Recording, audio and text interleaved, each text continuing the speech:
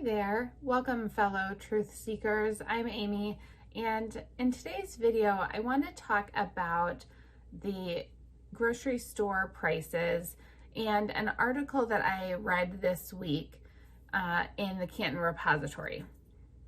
So let's get into it.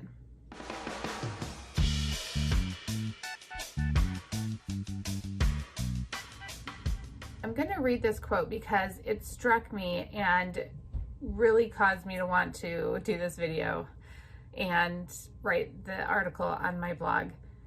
When the superstore chain comes to Stark, it will join an area filled with other local grocery stores. The increase in options for consumers could force grocery stores to increase the quality of their products and services to keep up with the competitors, local business experts say. So why are they not lowering prices? That's what you would typically see in a saturation of the market like this. And also because if the free market capitalist system works, you don't have all these buyouts, all this government intervention, and so you have a increase of supply and the cost would go down. That's not happening. They're not lowering prices, they're increasing quality. I don't know that that's possible. What they're basically saying is they're just not lowering prices. So why is this happening? Well, the money printing situation that we have is creating a lot more money in the economy. So no profit-driven industry would lower prices when there is so much money out there to be had. Okay, so that's one problem that I see. Another problem that I see is that the government's response to this current pandemic is causing supply chain problems, labor shortages, and I saw a statistic recently that our trade deficit is up by like 80%. So our trade deficit is basically the amount of goods that we are importing from other countries. If we look at history, now what happens when the president acts more like a dictator and pushes the button, pushes the dictator button and puts these decrees out like the mandates that are negatively affecting our economy? He's going to push that dictator button and he's going to put out price controls. Now, price controls essentially will create lower prices and allows people to ravage the shelves, and we have supply issues like we saw when people went on a toilet paper spree. And we have empty shelves because we have lower prices that allow people that have this inflated, bank account to go in there and buy. But the problem is only 20% of the people or 25% of the people are going to be able to get those items. All the rest of the 75% of the people will be left with nothing. So instead of a free market capitalist situation where higher prices mean that people don't buy as much, and therefore the solution for higher prices is actually higher prices, because then people aren't buying as much and there's enough to go around, we have to look at what our options are. So individually, we can adjust our consumption. We can obviously not buy into the fear tactics and the price control and just plan ahead, do things with a level unbiased, approach. We can either consume less or we can also produce more.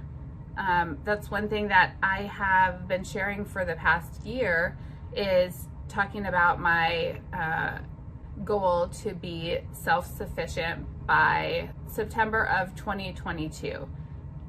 It's my goal to be able to grow my own food, have my own energy supply, have my own water, which I do by water harvesting primarily, and also I have a well, so if I have energy to pump that well, then I'm good. So we can exhibit self-control in lieu of price controls. What if price controls still come? Well, we have to face the reality of potential empty shelves in the grocery stores. That could cause panic and chaos in our world.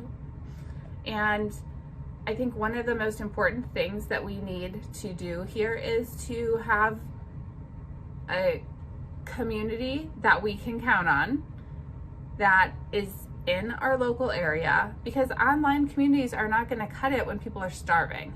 Okay, we need to be able to trade and barter our services and our goods for each other. I am creating my own self-sustainable environment, and I think that everybody should either be doing that or have access to a community that is doing that. And so I'm opening that up, and I'm offering that as a solution for, the next couple of years. If you know anything about me at all, you know that I went through a spiritual awakening in 2017 and am very much connected with astrology and what is going on with our planetary shifts. And in the coming 2 years, we have a breakdown of government and a restructuring of our sense of community. And so, you might be like, I'm not into any of that woo-woo stuff, and that's okay. But I always like to say the Farmer's Almanac is based on moon cycles, people. Like, this is not a new form of guidance, so to speak.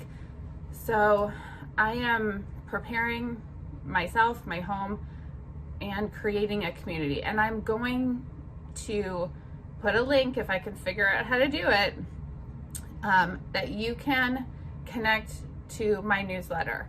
I'm going to be writing a newsletter, and I need people to sign up for it so that I write it.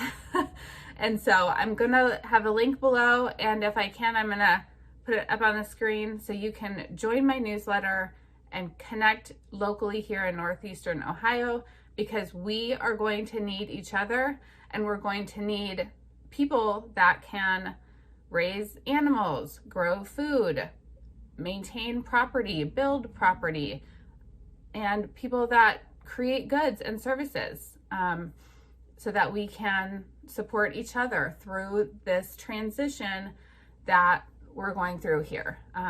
So that all started with grocery prices, but honestly, this is what I have been preparing for, this potential for price controls and potential for empty shelves.